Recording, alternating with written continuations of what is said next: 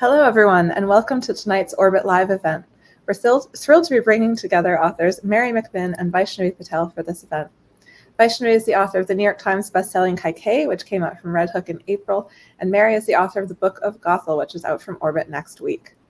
Both novels feature mother figures who don't exactly have their offspring's best interests at heart. Malevolent mothers of myth is the theme of tonight's event, and Mary and Vaishnavi will be discussing that, but later on they'll also be answering your questions. If you'd like to ask a question, click on the Ask a Question button at the bottom of the screen and enter your question there. You can also vote on other attendees' questions so that we know which are the most popular and can answer those first. To buy the Book of Gothel or Kaikeyi, click on the green button at the bottom of the screen that says Buy Mary and Vaishnavi's Books. And if you'd like to be notified about upcoming Orbit Live events, follow us on Crowdcast by clicking where it says Orbit Live at the top of your screen and then clicking the green follow button. Now it's my pleasure to turn things over to Mary McMyne and Vaishnavi Patel.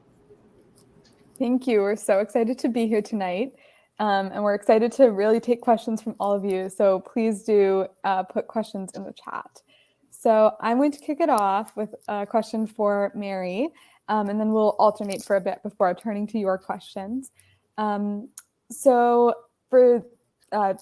sure if anybody here has read Book of Gothel, but it is amazing. And it's retelling the story that we think we know of Rapunzel from the perspective of the character who we know is Gothel, but is not called Gothel in the Book of Gothel, Halo-wise. I hope I pronounced her name right. But one thing that I loved about this story is it's not just retelling Rapunzel in this like generic fairy tale background, which is beautiful and which we love, Tangled is great, but it really has a very specific time and place setting in 1200s Germany. And I really loved that element of it, as well as the way that the book is framed to be almost a historical find. There's a part in the present in which historians are finding out about this story, as well as the actual story in the past. So I'm so curious about why you chose to set up the story this way with this specific setting and framing, and just what inspired you to tell the story in this very specific and beautiful way. Oh, thank you. I wanted to explore the way that folk tales and fairy tales kind of echo through time. I'm having a little bit of trouble with the audio. It's echoing. I don't hear an echo. You don't hear an echo? Okay, good. So I wanted to explore the way that folk tales kind of echo through time. And I thought that if I started with the book itself, then I would just be exploring like a fairy tale. So I wanted to set it in the past. I think I have to do this. I'm sorry. So I wanted to set it in the past, and I wanted to explore the way that I wanted it to feel real, basically. I wanted to, when we read fairy tales, we have this kind of natural suspension of disbelief, and the characters are, a lot of times fairy tale scholars talk about fairy tale characters as being flat. Their motivations are unexplored. We're not supposed to question what characters think, what their motivations are, and they're often very simple. And so when I retold Rapunzel, when I looked at fairy tales, I wanted to kind of think about how can these characters be real? What happens when we ask about their real motivations? And to do that, I didn't want to write a fantasy novel completely. I wanted it to be kind of like to have all these historical aspects that make it feel real, that would go along with kind of the more complex characterization. So I thought that's why it's set in a particular historical period. But I also wanted it to talk about the way that folk tales echo through time, and how the fairy tales that we know, Rapunzel is a written fairy tale that then now has bled into oral storytelling. And before it was a written fairy tale, before it was written down, it had folklore elements that kind of fed into it. And I wanted to explore how that happened. And so in order to do that, I created the character of the scholar who finds this medieval manuscript. And it's, you know, it's beautiful, it's illuminated, and it's got like these weird fairy tale images in it. Because part of it is just, I think it's really cool. For sure.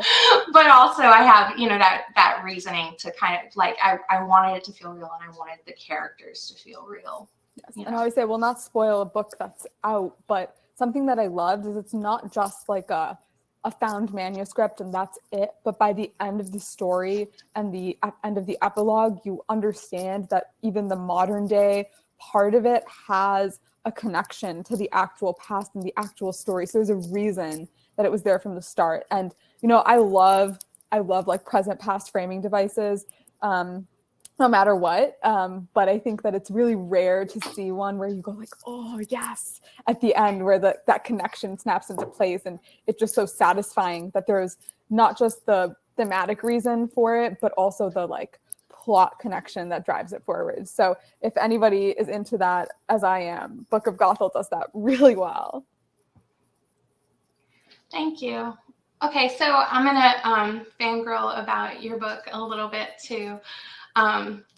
So, you know, I was telling Vaishnavi that I read the Ramayana in college, and I remember Geiki's character vaguely.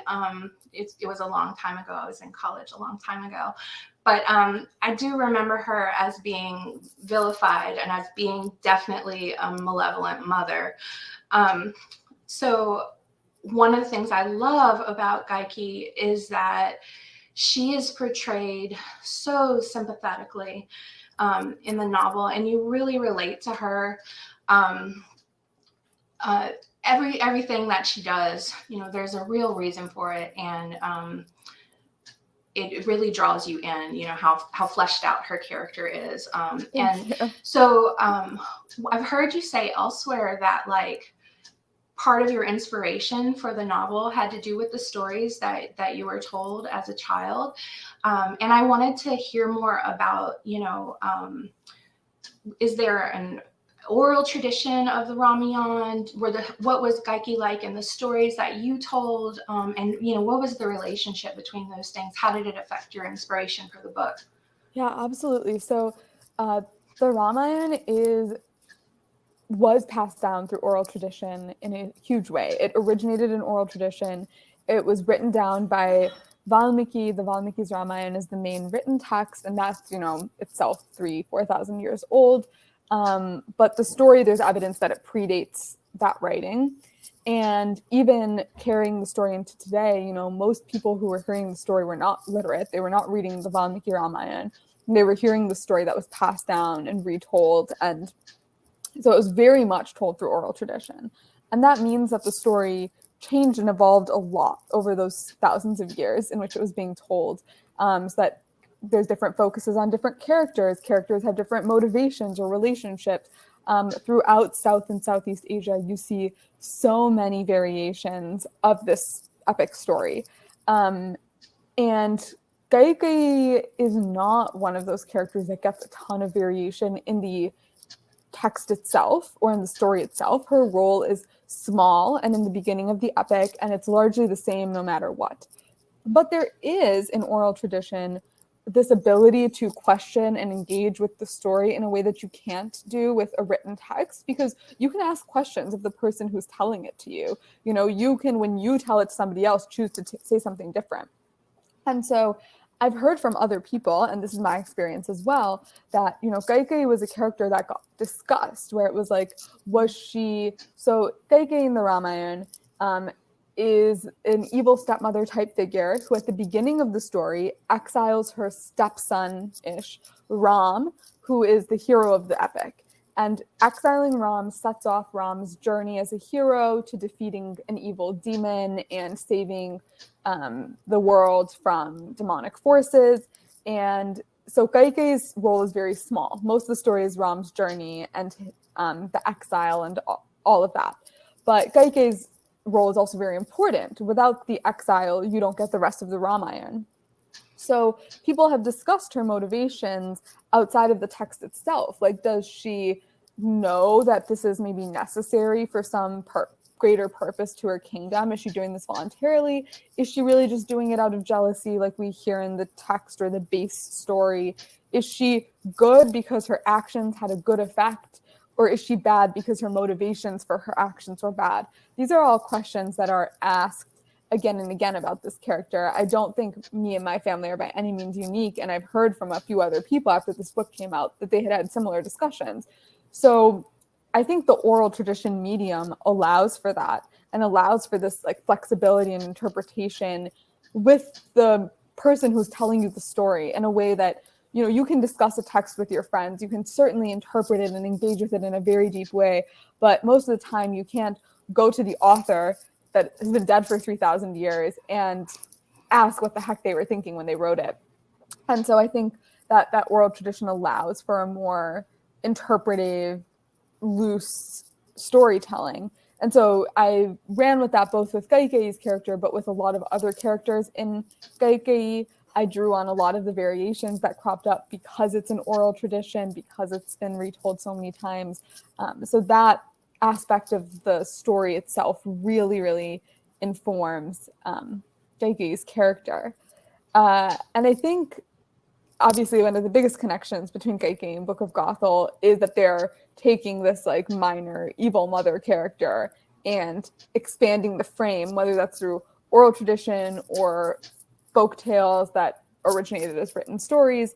But I also think that's something that really unites Kaikei and Halo Eyes or Gothel, is that neither of them are conventional mothers. And I hesitate to use the word conventional because I think that, you know, any person who considers themselves a mother to any other person is a valid mother. But when I say conventional, I just want everyone to know that I mean like by the past 200 years of social standard or whatever that might be. But Kaikei is Ram's mother in the sense of she raises him and she loves him as her own son, but he's not biologically related to her in any way, which ultimately becomes the crux of what she does. And obviously, Halo Eyes is not Rapunzel's biological mother either.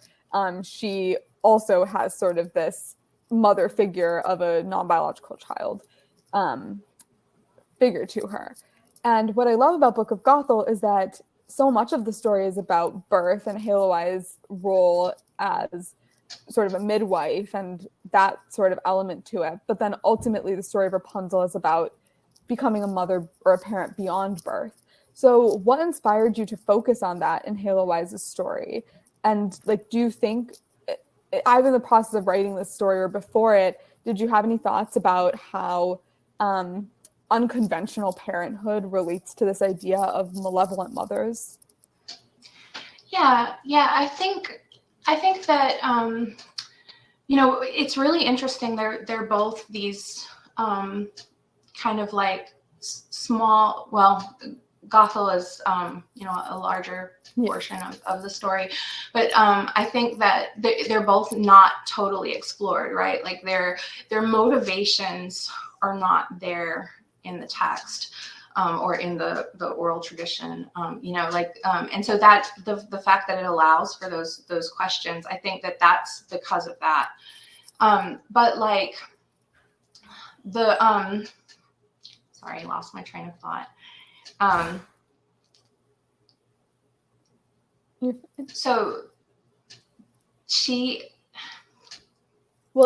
just particularly what I was curious about with Halo Eyes in the book is that so much of her work is about helping birthing mothers bring children into the world, but her relationship to Rapunzel is obviously not one of having given birth to Rapunzel. So like, why did you choose to display this dichotomy? And do you think that part of the reason that she's so maligned is because she isn't the bio parent, or do you think it's just like unrelated because of her actions? Yeah, I think that it's not. Part of it is that she's not a bio parent, right? Typically, with women, it's a problematic thing, but the social idea for women, the ideal is that a woman is a mother. Like even now, if you don't have children, you get asked like, oh, when are you going to have children? What are you going to do? So to me, one of the things that's not explored in Rapunzel is, you know, why does Rapunzel's captor want the child? And because she's, you know, because she's stealing her from the biological mother, and because she does this really evil act in the story, I wondered, you know, what is it that motivates her, and why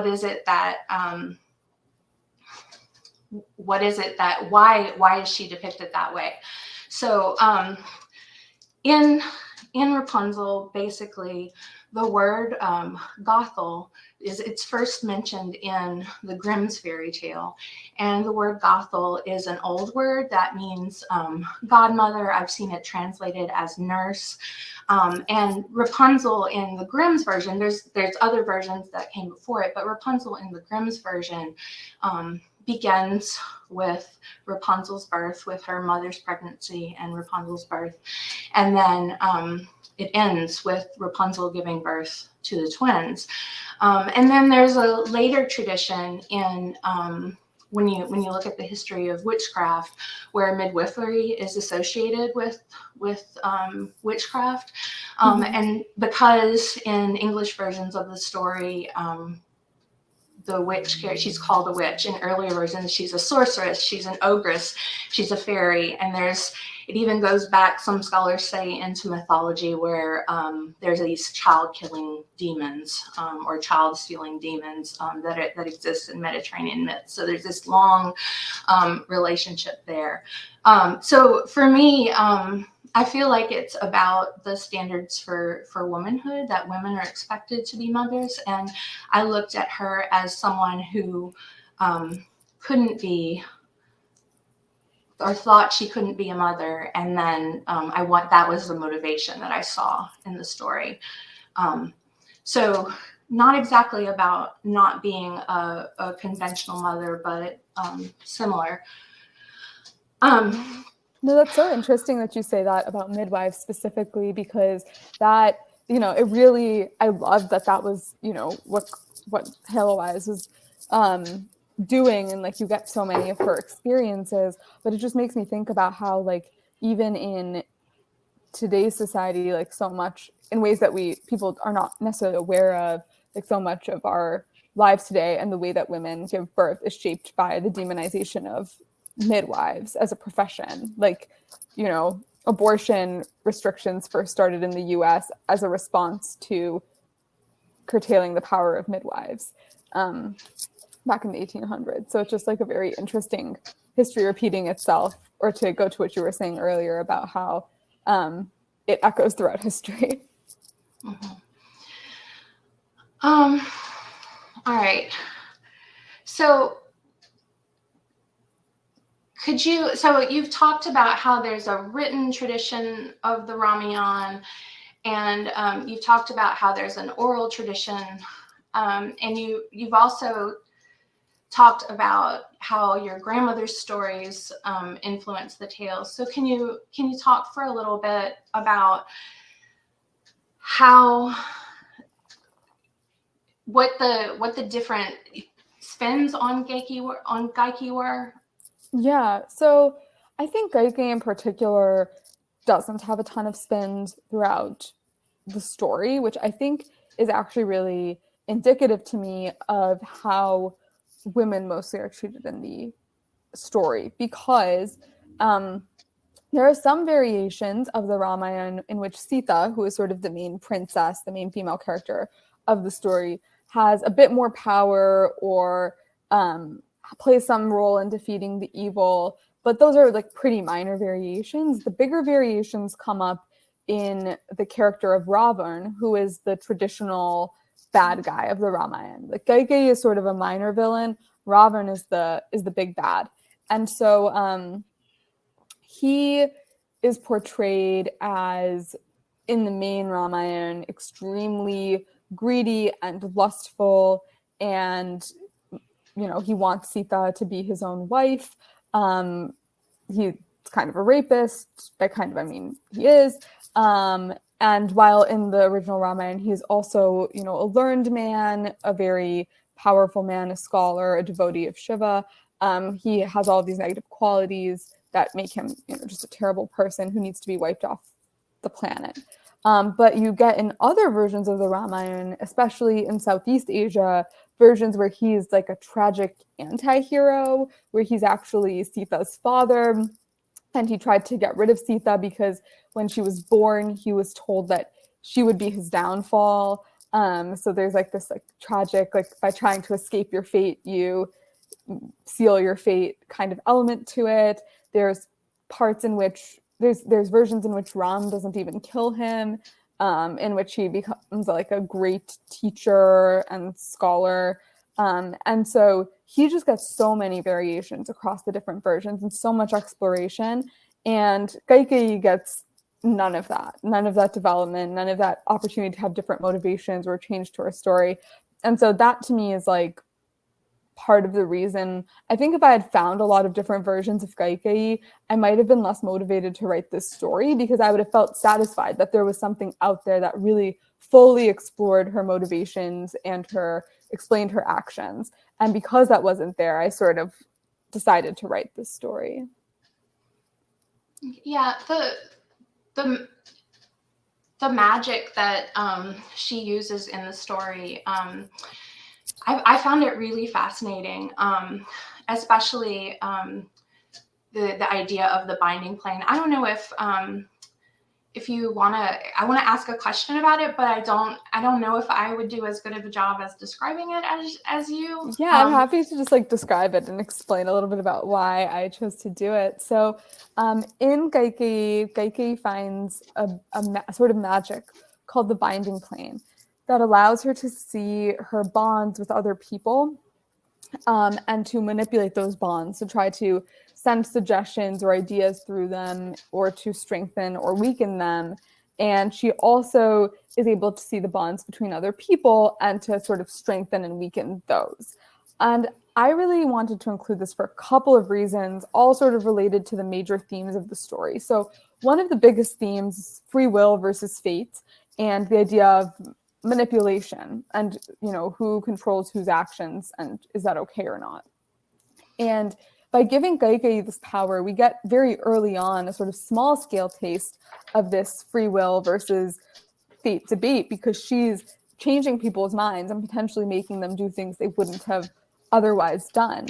And so when later in the story she's decrying somebody else being manipulative and manipulating their control over people, you're supposed to maybe see her as a little bit hypocritical and wonder why it was okay when she did it but not others.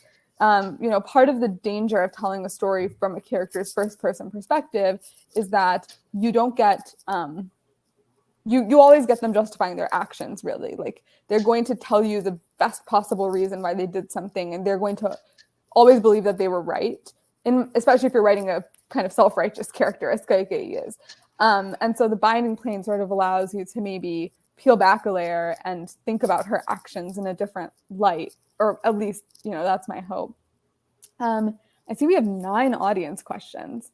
So I'm going to, if you're cool with that, start reading out the top ones, and maybe we can start going through them. So the first one is for both of us. Why do you think retellings resonate with so many contemporary readers? Mary, I'll let you take first stab, and then I can jump in. Okay, yeah. I think that a lot of people today are dissatisfied with the traditional texts that were offered. Absolutely. I love retellings. I love reading them. I love writing them. I've loved them for a long time. And originally, the way that I got into them is by reading these classic texts in school and in high school and in college, and then just kind of getting angry that the characters that I related to were not fully explored. And I wanted to see those characters. I wanted to see their motivations play out in a story, and I think that that's a really common a common desire when you don't see yourself reflected in a text, or when you see the characters that you related to maligned in some way, to want to interact with the story, whether that be through writing your own version or reading your own version or retelling it orally or asking questions. I think I absolutely agree. And I'll just add to it that a lot of the classics, whether it's Homer or Valmiki for the Ramayana or the Brothers Grimm, were men and were largely writing about male heroes. Although sometimes you have, princesses who are also heroes, but largely writing about male heroes and in very male-dominated worlds. And because of that, you sort of are getting the perspective and the complexity of purely the main male characters and not so much the female characters. And so I think a lot of what is really drawing people to retellings today is this idea that, a lot of them are written by women about women, sort of from that perspective, and are bringing something a little different to those old stories. This one is for you, right? The next I'm looking at, how did your own relationships with your mothers or children affect writing your books? Oh. I will let you take that one first as well. Okay. So both of my parents are deceased, and when I was growing up, storytelling was a huge part of my life. My mother told stories every night at bedtime. She read us books. She did voices. And then my father gave me like this really fancy leather-bound copy of Grimm with like gold-edged pages when I was little. I think it was not too long after, I learned to read, like I was given this book, and I kind of like tried to read it, and then, became better at it as time went. So the stories are really personal to me, because they, not only give me this nostalgia for my childhood, but also remind me of this time when my parents were around, and they give me a feeling of comfort, of wonder, but also of comfort. But then when I had my own children, I was really excited to tell fairy tales, to tell folk tales, to read these books to my eldest child, and I found myself, like, I opened the books and I was really excited, and or I started telling the tale, and then when I really got into it, I stumbled, and I didn't feel comfortable telling the stories the way that they had been handed to me, like in the Brothers Grimm, or even the way that my mother told them, and so that inspired me as well, both the nostalgia and the kind of like not wanting to pass along these patriarchal values to my own children. Yeah. So I am not a parent. I write about mothers, but I am not a mother.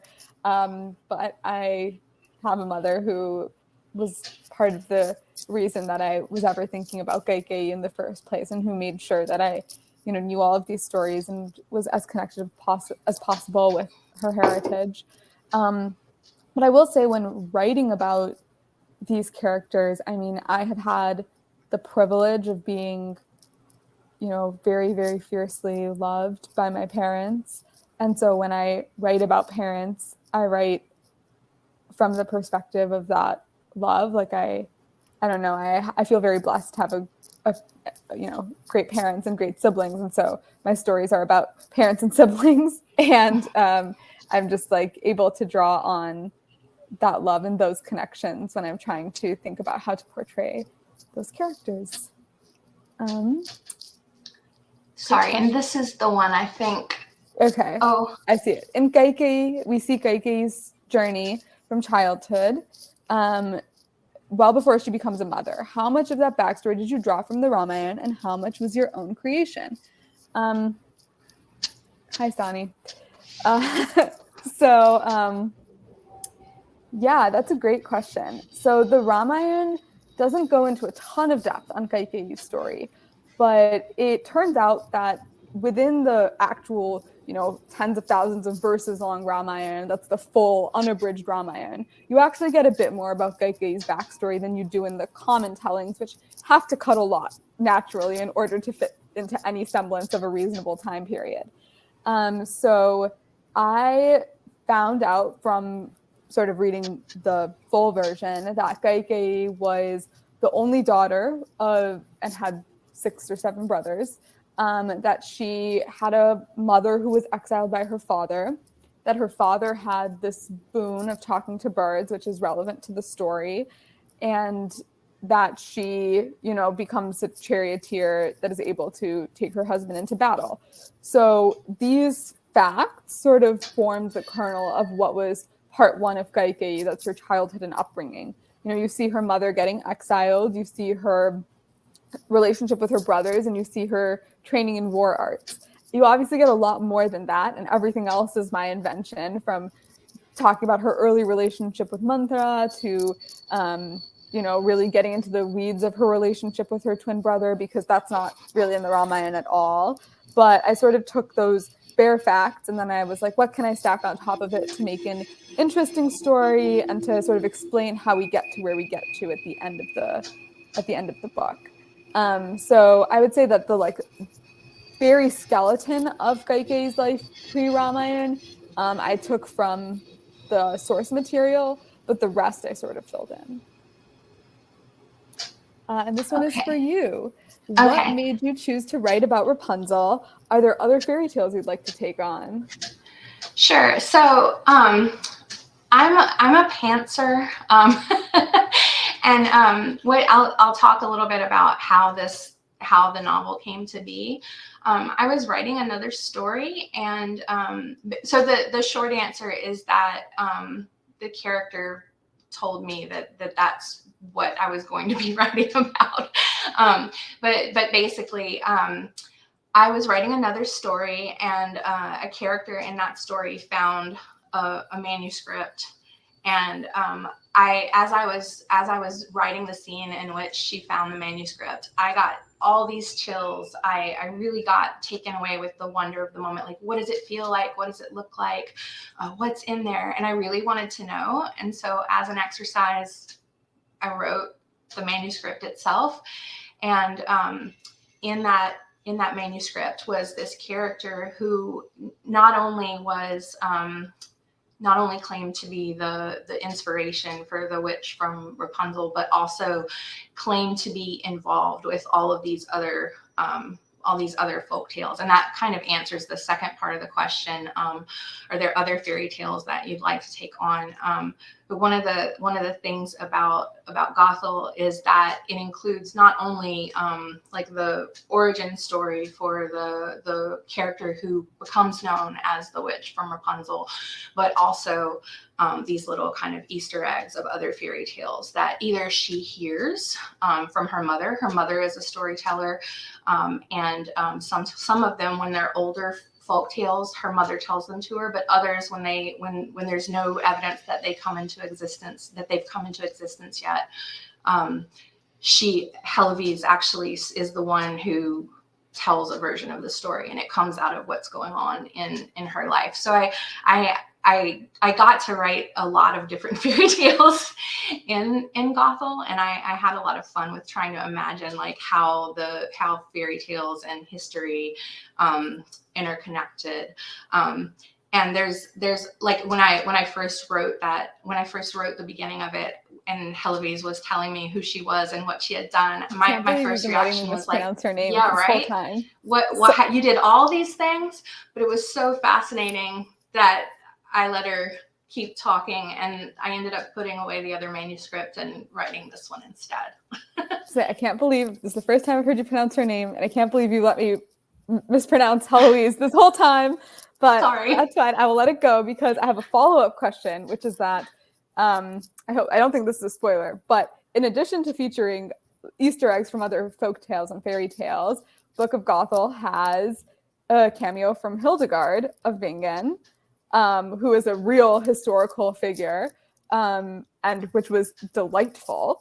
Can you just say a little bit more about why you chose to include that, and like what research you did, why you included her the way you did. I don't want to like spoil anything, so I'm being vague, but whatever you feel comfortable sharing, because I'm very curious. Yeah. So Rapunzel is a story that the maiden in the tower archetype goes way back, but the first written version of the story that we know is in the 1500s. It was written down by Giambattista Basile. I'm not an Italian speaker, so I hope I didn't just butcher his name. But Basile wrote down the first version of it, so I had to choose if I wanted to write a story that was focusing around the Rapunzel fairy tale. I needed to choose a time that was before that, and I could have chosen a lot of different times then, and I knew already that I wanted to set it in history. And so I will fully admit that as a person who is really obsessed with Hildegard of Bingen, I was like, well, all right, let's do the late 1100s, and let's go ahead and have Hildegard as a character. And this goes back to the idea that I wanted the story to feel really real. So I wanted to pull in these historical characters. So Hildegard of Bingen is in it. Frederick Barbarossa, a Holy Roman Emperor, is in it. His wife, Beatrice of Burgundy, is in it.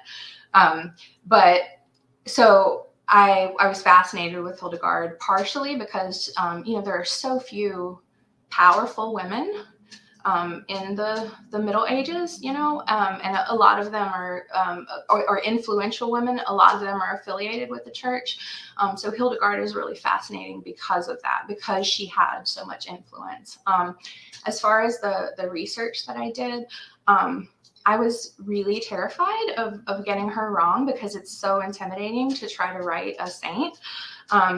And so I read so many things. Like I read Physica, I read Civia's. These are like her natural medicine texts, her visionary texts. I read all of her correspondence that's been translated into English. Not all of it. She wrote a lot of letters.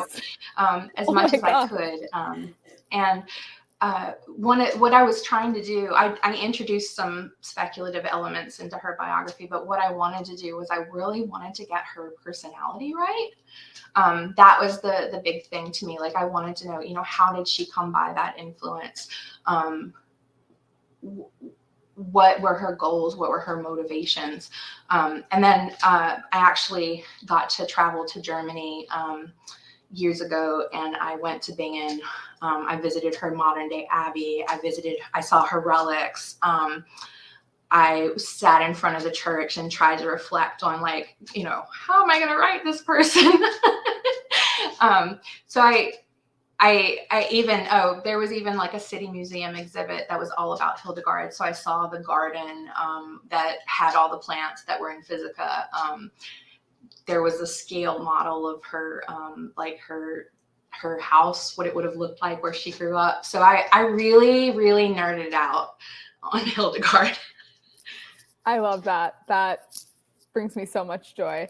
So the next question, sorry to take that Hildegard detour, but I have no regrets. I'd love to hear about if there were any points of your original myth that you especially enjoyed playing around with. I can go first. So I played around with a lot of different elements of the myth. Basically, every character has gotten a personality change or a motivation change from the epic. I think I'm gonna do two, if that's okay. I think one thing I really enjoyed as part of giving Gaikai a voice was also getting to give a lot of the other women of the story voices who are either, don't even really have major roles, or have, they're like the mothers of Ram and Lakshman and Shatrughna, but they don't have major stories, and to actually develop them into characters. I think taking the nugget of what we get in the Ramayana and giving them a voice and motivations, and clearly they were living a life. They didn't just pop into existence to send Ram on his way and then pop out of existence. So I think getting to build that out and explore that was really, really fun. I think an element of the myth that I enjoyed playing around with that probably was the most, I'll say, risky or different, was changing the character of Ram himself. who is the major, he's the big hero of the Ramayana. And I wanted to end Kaikeyi in a place that's very similar to where the Ramayana ends up, which is that Ram is a hero. He has, strong morals and is a good person. But the way he gets there is very different in the story. He's not born that way. He really struggles and makes mistakes. But at the end of the story, he is, a good, better person who has learned from his mistakes. And I think playing with that and thinking about, a young boy with a lot of power who, has a loving and supportive family, but also hears voices of dissent, like what happens then? And to sort of think about the way that, young men today are radicalized, and the way that, even if they have loving, supportive, anti-patriarchal families, they still end up finding these other voices and sometimes being lured in by them. And so I think playing with that and depicting that in sort of an ancient form, because that is a way that patriarchy has persisted for millennia, was really rewarding to play with, even if it was probably the thing that readers like least, or some readers, I should say. Many people, I was like, it's probably the thing I get the most hate for. Let's phrase it that way. I'll say before I answer the question myself, I really love the way that Ram is portrayed. Like, he's a very complex character, I think. I'm so glad. I think you explored like how young men can get like led astray or get confused really, really well there. I'm glad. So for me, I think there's one really big part of the fairy tale tradition that surrounds Rapunzel that I enjoyed playing around with. And I too changed a lot of things. I took a lot of license, but for me, the biggest thing that I loved was that, in all the different versions of Rapunzel that exist, there's a lot of variation, even in who this antagonist is or what the antagonist is. So like, in Grimm, the word that is used is a sorceress. It's in English translations that the word witch is used. You go back further, you get in the Charlotte de la Force version, you get that she's a fairy. And then before that, in Basile, she's an ogress. So what is she? How does she get her magic? Those are questions that fascinated me, and what I did was I put them in conversation with history. And there's a lot of questions. Later in time, a lot of women were maligned and murdered for being witches, and I wanted to explore, like, what were these women really doing? So I'm really interested in what is a witch, right? What is a sorceress? What is this fairy? What's the historical inspiration for this character? And that was one of the motivations. Like, I wanted to explore, what are the roles of midwives? What are the roles of, cunning women or wise women? And what were these women who were accused later of witchcraft, or at this particular time period? A lot of times what they got accused of was just being possessed by a demon. What were they really doing? And why were they accused? So I was really interested in kind of complicating that idea about what or who she is. I love that. The next question is, I guess this is the elephant in the room. Why are mothers so often malevolent in myths, especially stepmothers? So I think there's like a lot of reasons for this, right? We can talk at a very general level about the way that any non-traditional mother especially is maligned and questioned for why don't you have biological kids? Why aren't you paying attention to them? Like, all of those sorts of things. There's just a lot of judgment that is not really given to stepfathers in the same way, or non-traditional fathers. And I think that's, very tied to this idea that like women's role is to be a mother, like their natural whatever. And we see that today. It motivates policies today in our real world, tragically. So I think like that's part of it. And I also think that there's this tendency to conflate ambitious women or powerful women with women who don't want motherhood or are bad mothers because they're neglecting their children, or they think that children hold them back, and that's unnatural, which makes them bad for being ambitious and powerful. It's just this like endless cycle loop thing. And so I think a lot of times when you see women who are powerful or have a lot of, and Kaikeyi has a lot of influence. She's a charioteer. She rides out into battle, like canonically in the story. And then because of that, she has these boons that give her this power over her king that she then uses for evil. And I think there's this just cyclical idea of like women with power make bad mothers, and bad mothers are likely to be powerful women. And we go around and around. And I think it stems from a fear of powerful women and a fear of, women with ambitions who are reshaping what we think of as traditional roles. And so one of the easiest pushbacks is to say then, oh, well, you're a bad mother, you're not fulfilling your traditional role, so like go back to where you belong. And I think we see this on a very small scale weaponized against women every day. Women who choose to work then get asked like, why are you leaving your children? Women who choose not to work are like questioned for that decision. Society just really thinks that they have a lot of say in how people get to be mothers and what mothers do in a way that they don't really interfere with paternal relationships. And so I think that's why we see this archetype so much in stories, because it's just a very easy one, and one that people would recognize because it's just a socially accepted construct of the evil stepmother or the bad mother. Yeah, I agree with all of that for sure. Just to kind of like bring it into the fairy tale realm or the folktale realm, I think that with the idea of witches or sorceresses or whatever, like that is the maligning of an independent woman, like a woman who lives by themselves, a woman who isn't under the control of a man, and it kind of like, I don't know if this has to do with stepmothers too, but like stepmother, godmother, widows were another class of women that were very, very often accused of being witches later. I think that not only powerful, but also women who are not seen as being under the control of the nuclear family, the traditional nuclear family, Absolutely. are maligned just because they're dangerous. They're considered dangerous to the status quo. I think the next question is for you. Do you personally relate to the character Heloise, the way she thinks, makes decisions, her determination?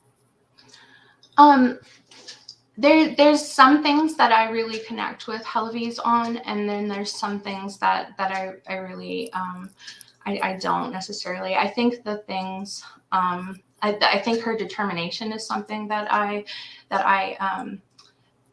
resonates with me. I'm a very kind of like stubborn or determined person. When I decide that I want something, I am persistent about it. I will continually go after it, even if I'm faced with a lot of adversity.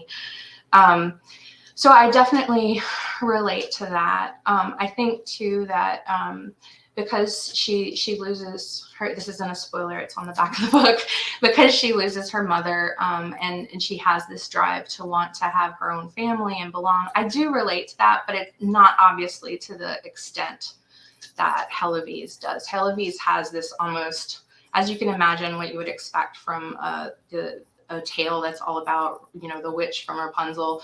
Heloise has this obsessive need to want to have a child. I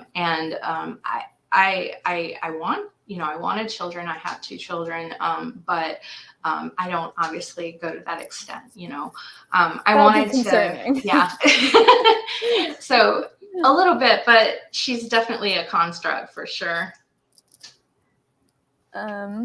Okay, I think we have a couple of questions at the bottom, and then we can wrap it up because I know we're coming up to time. So for both of you, were any of the mothers in your stories inspired by yours? I would say that like a very simple answer, because it is a very simple answer, is the like positive qualities of a lot of the mothers, the like, you know, love and willingness to do anything for their kids is something that I feel my mother has always displayed towards me. And so that's definitely inspired by that. And also possibly the like very high standards, will tell you when you messed up, like very bluntly. Like, that's a feature of my family. But I think there's a lot of like coldness and aloofness that's like a theme in some of the parenting relationships in Kaikai. And that is something that was like, by observation of other families, much more than it was anything that I've ever experienced, which I'm grateful for. Yeah, I definitely in my story had a Heloise's mother is inspired by my mother. I do think in this by the same way that Heloise goes a lot further into the territory of the obsessive need to want to have a child. Hedda also goes a lot further into the territory than my mother did of like wanting to shelter and protect a child. Heloise's mother is very, very protective. But apart from that, the idea that somebody who tells stories, somebody who is really loving, somebody who wants more than anything to see their child happy. Those things definitely resonate with my mother. Great. I think this one is for me. There are a lot of mother-daughter or mother-son relationships in Kaikai. Kaikai's mother, Kaushalya, my personal favorite. Yes, Kaushalya gang turn up. Was there a favorite mother-child relationship for you to write? That's like a hard question. I think all of them were really like fun and interesting to write in different ways. I think possibly my favorite one is like the one that was the most rewarding to write was Kaikai and Ram, and that's because it's what forms the crux of the story and the way that their relationship plays out and the loops and diversions it takes. It was also in many ways the hardest to write. I rewrote a lot of the conversations between them like over and over and over again to try to really nail it. But I think that's what made it the most rewarding. And I think it was very interesting because it shows, what happens when your love for your family and, your love and respect for your family member conflicts directly with your love for other people or your society and your plans for them. And I think that is like that duty versus family question is very integral in a lot of ancient epics and in the Ramayana and in Kaikai. So I think that relationship is probably the most important in terms of telling that story. Okay. This question makes me stressed out. What are your top 5 mother characters in fictional media? I have an idea. What if we split them? I just really don't know where to start. I like the problematic, complicated mothers. Like I find them really interesting, and so like people that pop up are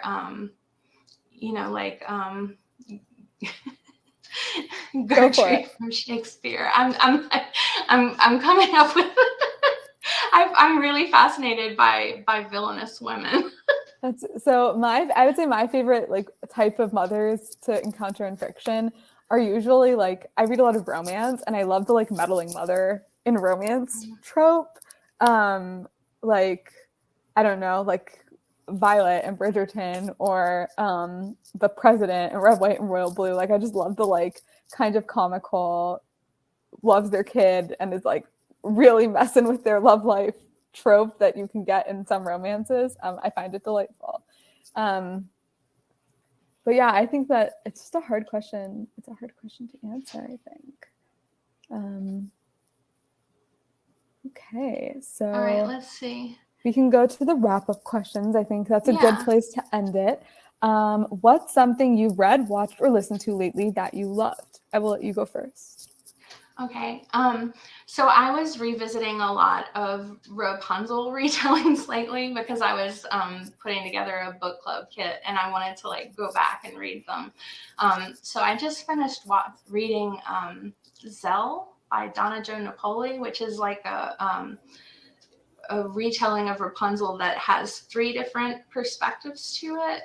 It's from the 90s, but it's really fascinating. So it's like the prince figure, the Rapunzel figure, and the witch figure, and it kind of slips back and forth between all of them. And I really enjoyed that one. It was fun to go back to and revisit. I've been reading The Change by Kristen somebody. That's very bad of me. I can't remember her last name. But the premise is that there's it follows 3 women who are middle-aged in this small community, and they're investigating the murders of these girls. And it's about, yes, Kristen Miller. There we go. The Change by Kristen Miller. It is very fun. It is very much about women claiming and reclaiming their power and challenging unchecked and really harmful patriarchy. So, huge fan. I'm almost done, and it's wonderful. I have another one to mention too. So another, as I was thinking about it, another one, you can tell when I give you my recommendations, like you can tell what my particular fascinations are, but I also really enjoyed Scorpica by Greer McAllister. I don't know if any of you know about that one. It just came out this year, but it's basically a matriarchal fantasy, and the women of Scorpica are like so hardcore,